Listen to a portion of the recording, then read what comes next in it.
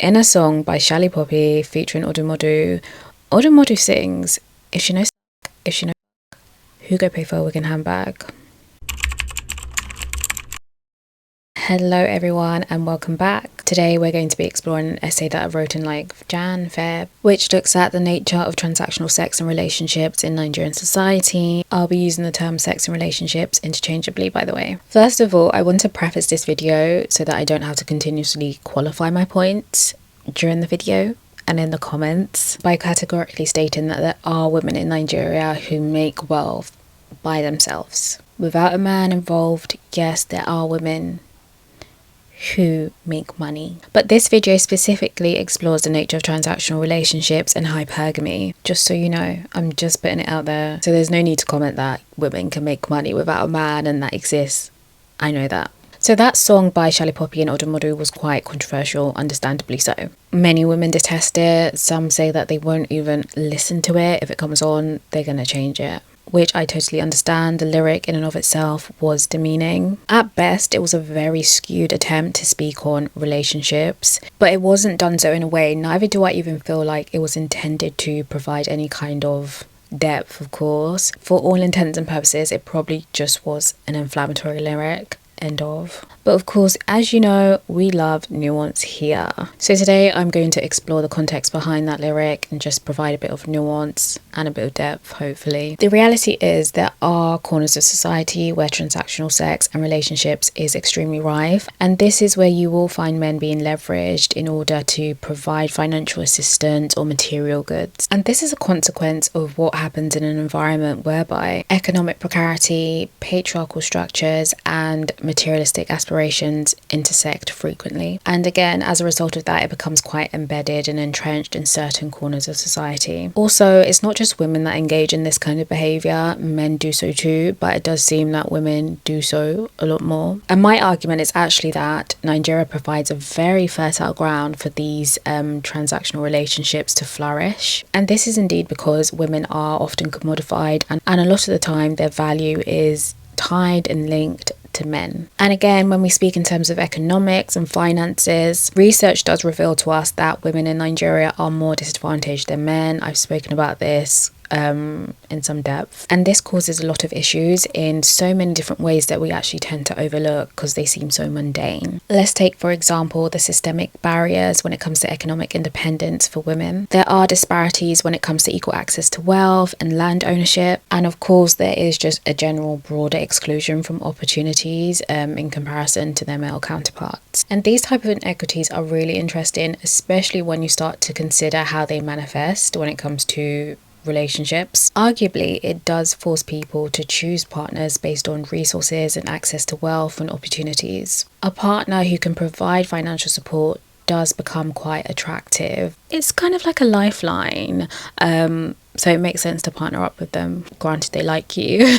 And that's not to say that people aren't picking their partners based on other qualities, such as the fact that they're so loving and caring. They do. Even as a very little case study, let's take the Okoya family. Mr. Alhaji Razak Okoya, billionaire Mr. Eleganza. Sunny Ade made a really nice song hailing him, and I love it. However, I can't put any music on my YouTube videos, otherwise I get demonetized. And if I do get demonetized, who is going to buy my wigs and handbags?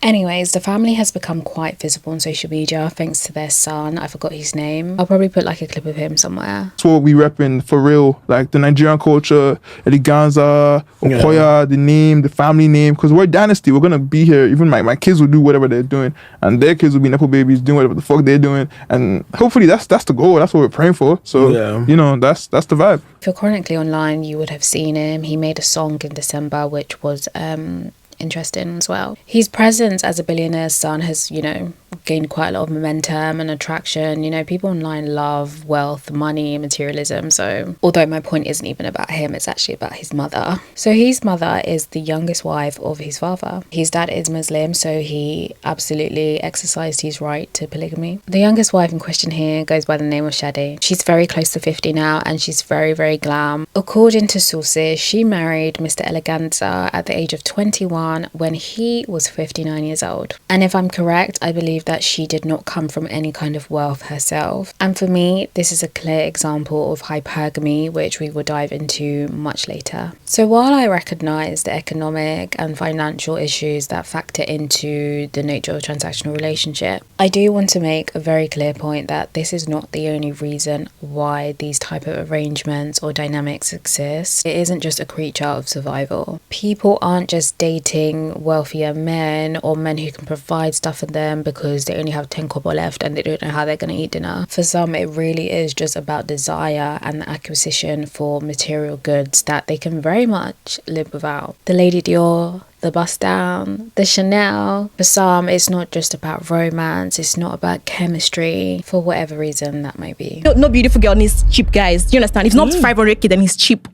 Like, why are you sending me 100k, 200k? What is that? But why should I pay you for being... That's, to me, is a ratchet thinking. For you, it's a ratchet thinking. For me, it's a broke man thinking. For you, to think that you cannot pay me for being beautiful, that's a broke man's thinking. Might I mention, since we're on this topic, that love marriages is a relatively new phenomenon. Romance and love and chemistry wasn't how the institution of marriage used to work. Marriages was based on class, social standing, wealth, things like that. Those were the important factors. Love would come later, and if you like, don't love, it just wasn't the purpose of marriage. But I digress. Ironically, the same culture that vilifies women for seeking financial gain or benefits from men rewards and praises men for their ability to provide it and flaunt it. And that's because financial dominance is linked really strongly to masculinity. Men who aren't wealthy or men who can't provide are seen as, they're just not seen very good. Also, that provider rhetoric is really linked to religion. Religion is often used to validate that whole provider aspect of a man, the head of the house, the this, the that, whatever. All in all, while all this is happening, women are reduced to opportunists. Same old story, I guess.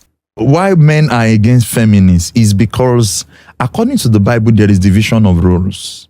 The Bible defines who a man is, and the Bible defines who a woman is. Okay. But if we follow biblical examples, we have seen it work. That's why even I see that most street guys love to go back to church to marry. They go back to church girls. And the reason is the feminism thing is not biblical. It's not God's thoughts. It's not the way society is built. No successful society has been built around feminism. Every society that works because there are people who are men who take responsibility, men taking their space and women taking their space. When we give allowance for that, we have a working society, a free and a fair society. Because there are duties of a woman and there are duties of a man. The Bible says, husbands, love your wife. What I'm supposed to do for my wife is to love her. Then it says that wife, respect your husband, submit to your husband, to your own husband. So before we get into it, what is transactional sex and how do we define it? Okoya describes transactional sex as various non-professional and intermittent exchanges of sex for indeterminate amounts of money and or consumerist gifts. Some academics have also noted transactional sex, however, differs from prostitution in important ways. Participants are constructed as girlfriends and boyfriends and not prostitutes and clients, and the exchange of gifts for sex is part of a broader set of obligations that might not involve a predetermined payment. And it's really worth noting that the women who engage in these type of arrangements or relationships do not identify as prostitutes. Rather, they view themselves as resourceful and leveraging themselves to get what they want from their relationships. I was talking about this with my friend and he was saying that sugar babies and prostitutes are the same thing. There's no difference. As long as they're not married, it's prostitution. Although I do feel like that's a bit strict. I do agree that there is a very thin line. If it quacks like a duck and it looks like a duck, is it a duck? Maybe. Maybe it's a goose. But ultimately, it's definitely a grey area. Sugar babies are definitely a lot more glamorized. And I do feel like we tend to sanitize things a lot more through language use. And the term sugar baby is a prime example of that. Okoya explains that women who participate in transactional sex do not often pre-negotiate the monetary and material costs of sexual acts required by sugar daddies before the acts. This is because transactional sex relationships are built on gendered roles and expectations and responsibilities, which in my opinion, I believe sums up the very nature of transactional relationships in Nigeria. Generally in society, there's these really strong patriarchal attitudes, and they hinge on the notion that the man is the provider and he should be doing all the providing, and as the economic provider, head of the house, whatever you want to term it, the woman is the disempowered beneficiary or a beneficiary of that. So the transactional arrangement is very fitting to its society. I didn't always know that though. In America, I carried Miss Independent on my head. I wanted to prove a point. Imagine me going on dates and I'm just bragging about my own achievements. The man's okay, you can handle yourself. It was when I moved to Nigeria that other Miss Independent threw it to the bin. Men are happy to help you, bro. I can have all the accomplishments in the world. I'm not bringing that to the dates. In fact, I'll act like I don't have shit mine.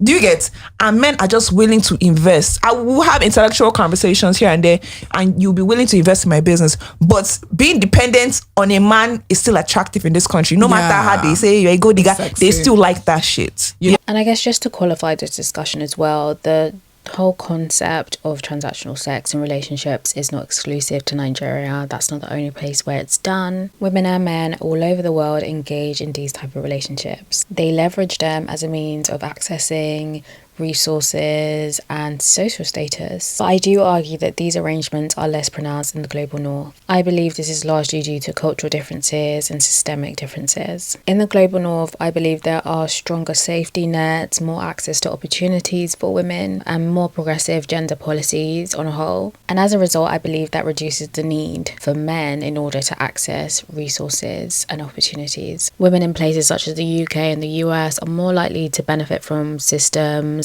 that promote financial independence. You always see online that Nigerian men, once they relocate and they japa to US, Canada, UK, they cry about the fact that their wife has left them, and they create this hysteria on social media, when the reality is the kind of hanky-panky you're getting away with doing in Nigeria, and a system that allows you to be perhaps a bad partner and being presumptuous here, you won't get away with that in another country that provides systems and for women to be independent. Honestly, we're fed up I can't lie. In London, we are fed up. What is making you guys fed up in London? Girl, I mean, I just feel like the chivalry is dead and buried in London. Like, I feel like the way the guys treat girls, because we're Western there. So all these Western, like, 50-50 type of energy. Equality is running London. Really running the UK, everyone's equality. So in terms of even like how a man treats a woman and stuff, it's a lot more diluted out there than it is here, where guys have a sense of, what's the word, responsibility for the women, from what I've heard anyways. And they're a lot more exposed to narratives and schemes which push women's agency and liberation, and emphasis on exposed to narratives, because I think that's a really important point as well. Why? Because it supports my war against Nigerian media. Those are the ones that are really bad for the people and do absolutely nothing but rot your brain. As briefly touched on, when examining the nature of transactional sex and relationships in Nigeria, it's important to understand the context, and that being the socioeconomic context, as well as the cultural and political factors that have stifled women's progression. I've said this point quite a few times in some of my videos. Politically, women are really underrepresented and silenced. Data from February 2024 shows us that women in the House and Senate occupy only 3.9% of the seats. I discussed some of the facts and figures in my Senator Natasha video, so please do give that a watch. But generally, to reiterate, women experience a lot of exclusion in decision-making spaces. Their voices are drowned out by lovely men who dominate the spaces. So not only does it keep them out of environments where key societal decisions are being made, it also reinforces the structure whereby women are very much dependent on men for access to resources, influence and autonomy, because they don't have a voice, so men are going to have to speak on their behalf, and good riddance. And if your husband is talking, woman, shut up. If you are sitting down with your husband in a meeting and your husband and they're asking questions, woman, shut up, keep quiet. If I'm sorry if I'm going to be harsh today, but I love you guys so much. Hallelujah. It's good that I've even brought this point up because I've heard accounts and I've heard from friends as well that even in the most mundane interactions in Nigeria, it's hard as a woman to be heard. I've had people tell me that as a woman, if they go into certain establishments, they are not taken seriously until their man comes, or partner, whoever the man is to them, comes, and all of a sudden the tone changes. Like, excuse me, why does one have to be a man in order to be acknowledged? Here are 5 things I wished I knew before I rented a property in Nigeria. Number 1, most landlords won't rent to you if you're a single female. I don't know what it is, but for them it's like a negative stigma to have a single female in their property.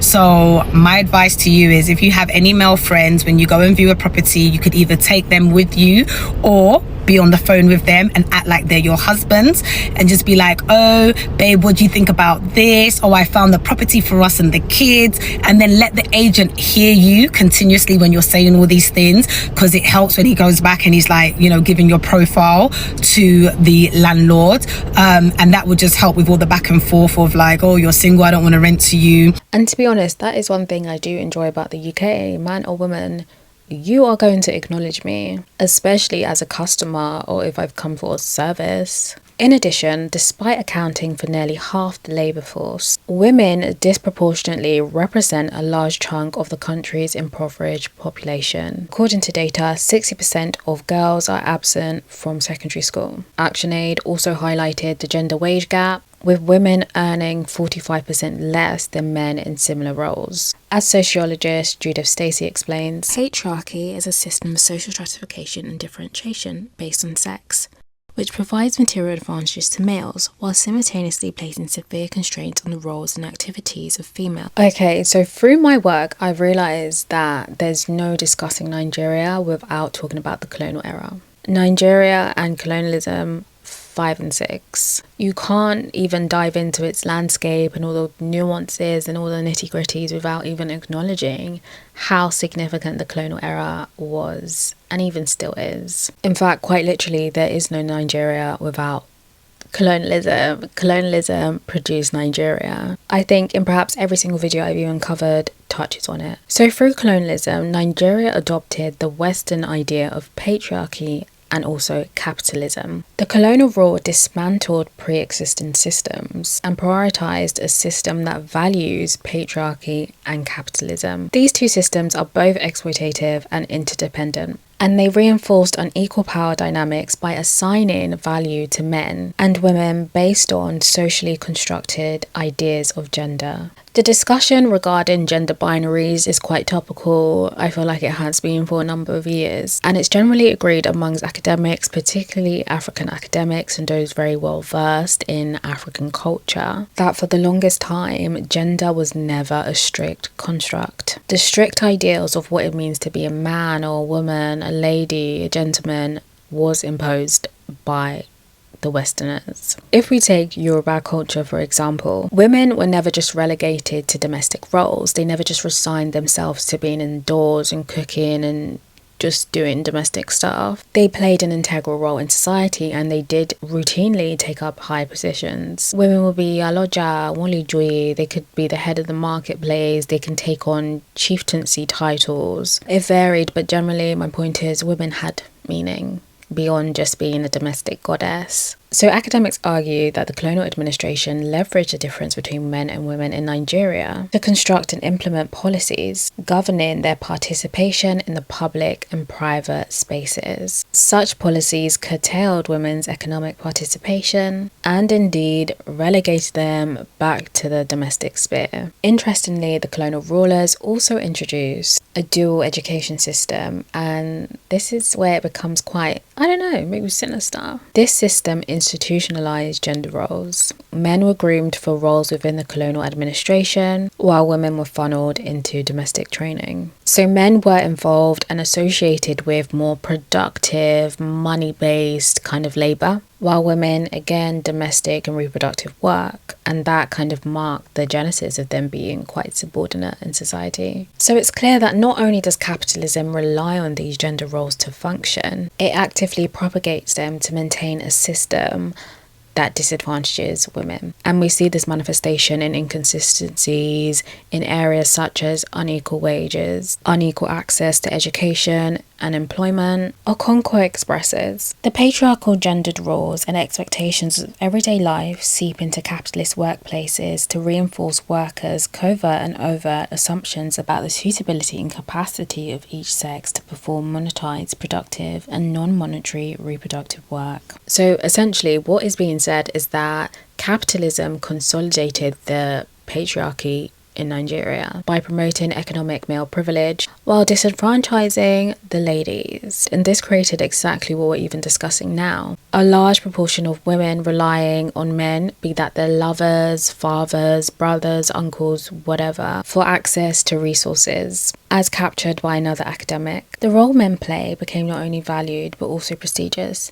In contrast, little prestige and values was given to ordinary routine, taken for granted activities of women.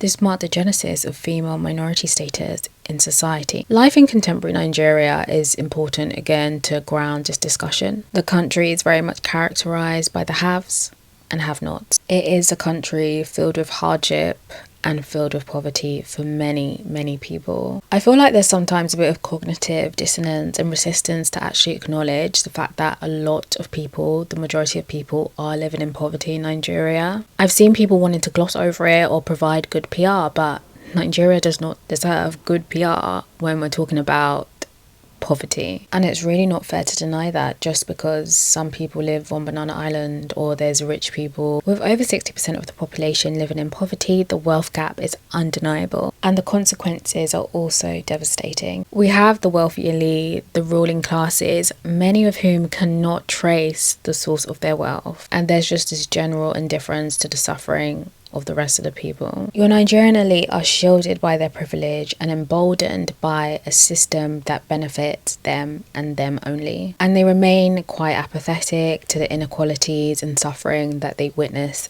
daily. As Latour describes, capitalism generates for most of the people who don't benefit from its wealth a feeling of helplessness, and for the few people who benefit from it, an immense enthusiasm together with a dumbness of the senses, which I absolutely believe sums up the Nigerian wealthy, the Nigerian elite to a T. Because if you can, as a wealthy person, a famous person, be using the police to arrest people just because they said something that you don't like, we have a problem. You know, Nigeria is riddled with issues, the structural issues that leave many without basic necessities. Inadequate healthcare, poor infrastructure, bad education, even religion is exploited to reinforce inequalities. But despite all the woes and the lack of money and the lack of a decent standard of living, Nigeria still remains a very materialistic and superficial society. And the capitalist consumer-driven culture that we also see in the West is very much rife in Nigeria too. And it's supported this crazy appetite for materialism and consumption. But in a country where legitimate means of upward social and economic mobility is scarce, some people end up feeling compelled to seek questionable alternatives.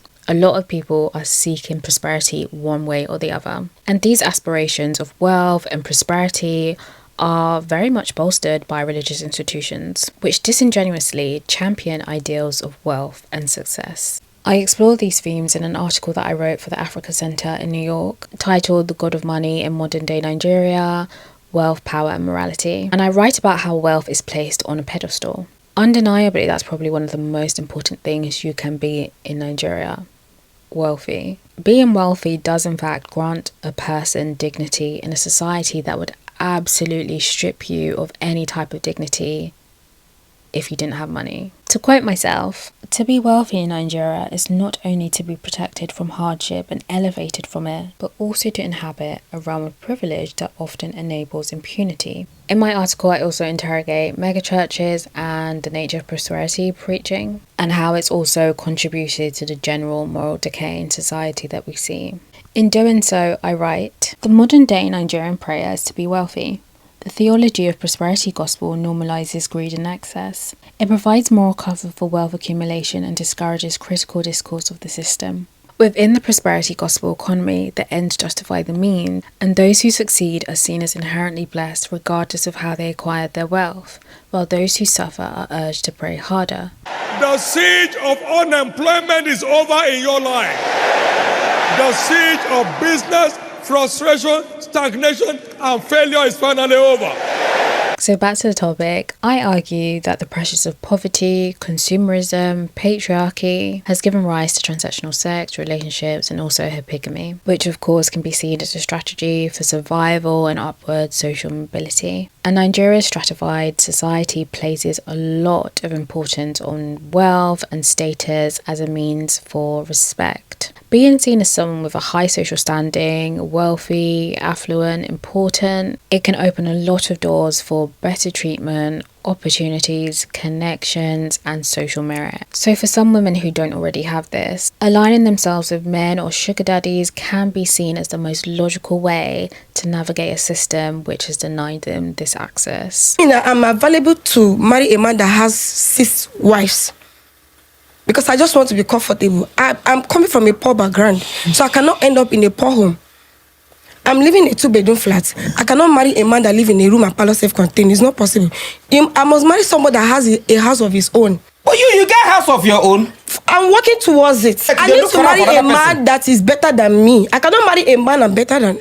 So by leveraging these partnerships, women can climb the social ladder, they can secure their places in elite circles, which they never would have been afforded the ability to begin with. And I think this ties in with my earlier case study reference of the Okoya family. By marrying Mr. Eleganza, she has set her life up for wealth and comfort, and also her offspring. That is why he gets the luxury of producing shitty music for the rest of us to listen to. Because of who his mother chose as a partner over 20 years ago, he does not need to go out and work like the rest of us. Also, the old Alaafin of Oyo, who died like about 2 years back now, he was also quite elderly. He had multiple wives as well, and they were really young. When he married them, they would have been in their early 20s. I mean, 21, 22. And when you start assessing the background of these ladies, it becomes very clear what is happening. By marrying these men, they are securing themselves financially and socially.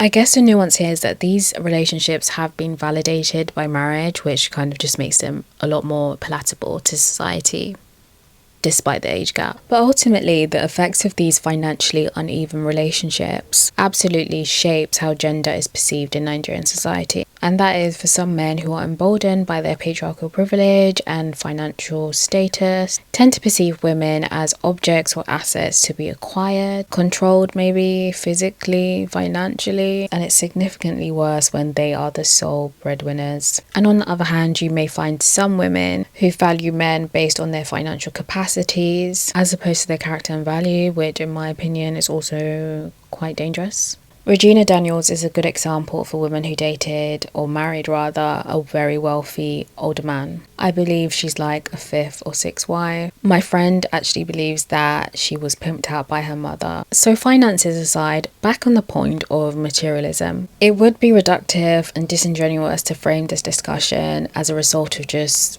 financial woes. For some, it's really just not about survival. The material life, the consumerist life is everything they need and want. And these ladies are considered knowledgeable social agents. They enter into these relationships with a clear understanding of what they want. They want to attain the material comforts and social status which they can't independently achieve. Smith writes, "Many unmarried women clearly view their sexuality as a positive resource, not as something that has demeaned them. In a society where nearly everyone faces significant obstacles to attaining their social and economic goals, women's sexual agency offers numerous desired benefits, including opportunities to continue higher education, access to employment, and the ability to help kin. Indeed, the young women who are most likely to be married men's partners in sugar daddy relationships are not the poorest of the poor, trade in sex for economic help because of abject poverty, but rather a more educated and fashionable group who are more disposed to see themselves as agentive," which I think definitely fits into my point and essentially says it all. Alarmingly, it is well documented that in Nigeria, these type of arrangements take place very early on. From when young women enter university, lacking financial support, some turn to exploitative older men for financial backing. A big emphasis on exploitative, because a lot of these older men are essentially like predators. they see them as fresh meat and prey, which they can, dangle a golden carrot in front of. Are you a graduate? No, I dropped out from school. What school did you drop out from? Secondary school, Neil. Why? Because of money. Do you wish to go back to school? I want to, if I see the opportunity, but at least I'm working towards it, but I need a supporter. A study noted that female university students engage in these type of relationships in order to acquire goods that signify modernity and contribute to their identity formation. Smith captures, I heard many young Nigerian women alluded to having more than one sugar daddy, each of whom might be encouraged to play a different role economically. A fact underscored by the playful use of the terms Commissioner of Education, Commissioner of Transportation, Commissioner of Housing, Commissioner of Finance to describe a particular man's contribution. So there's an implicit understanding that granting romantic or sexual access comes with economic benefit in the forms of allowances, money, or gifts. And I know that men often lament about the fact that dating in Nigeria requires a lot of spending, but then again, I do feel like what we see and hear online is very much an echo chamber. But I am quite interested to hear from the men on this, so definitely leave a comment regarding the financial obligations you may have come across.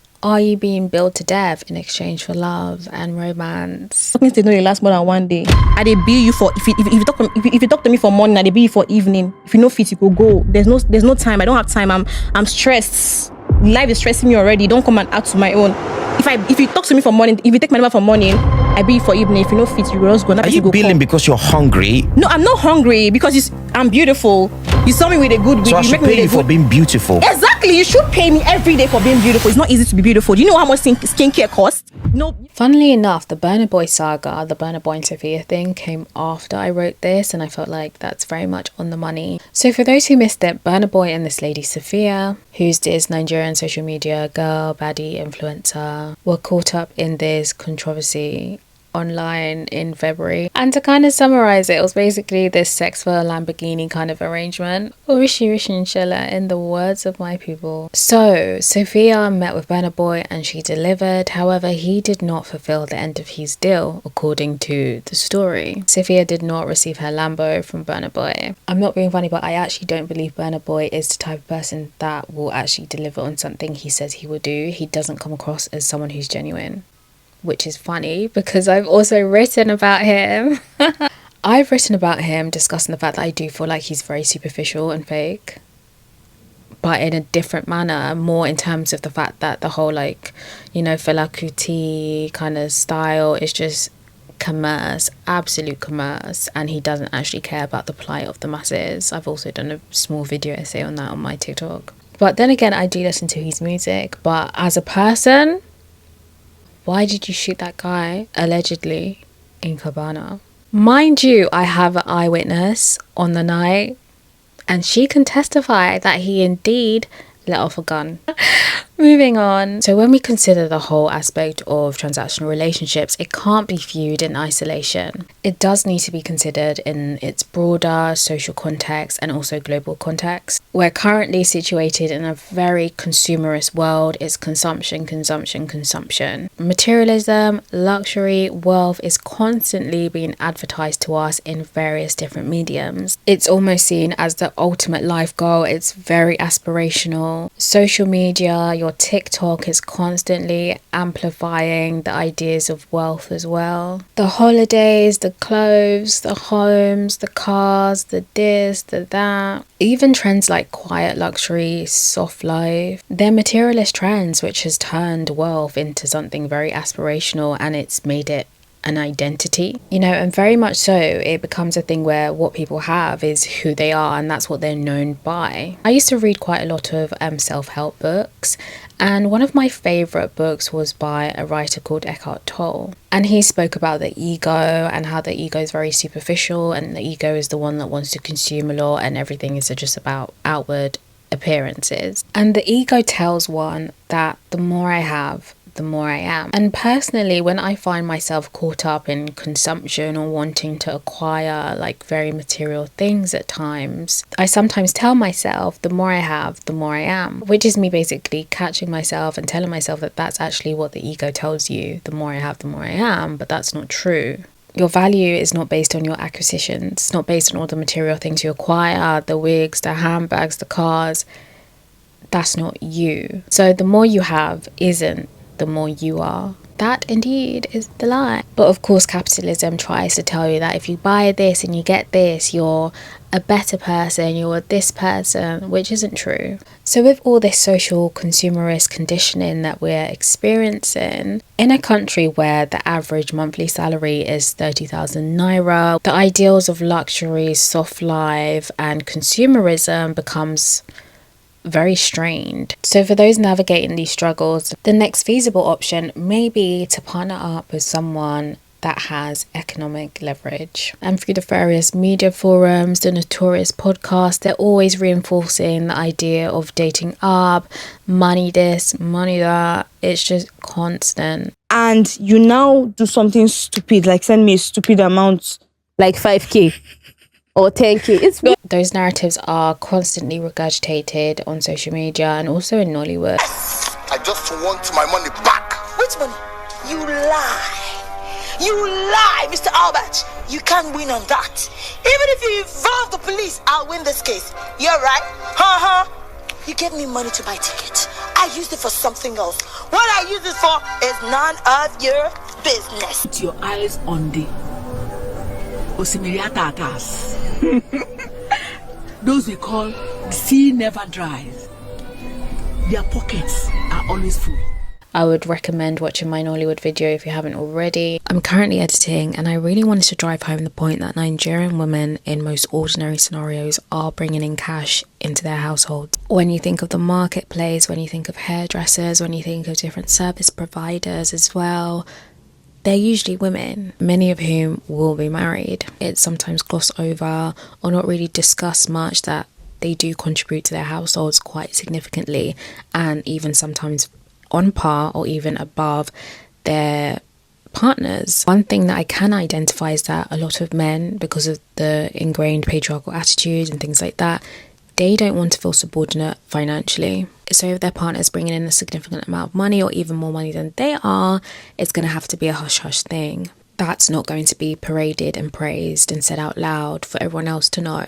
I'm going to insert a clip here. Permits me to bring forth my own spiritual father, will say something like, okay, when they were working, he was in ministry. His wife worked and we bring the money to him and deliver the money to him. And I think that's amazing. There are still women who can do that. Mm-hmm. But the thing is, she was fathered. Wait, oh. Mm-hmm. There are still women now. Yes, no. She would deliver her own salary. All her salary.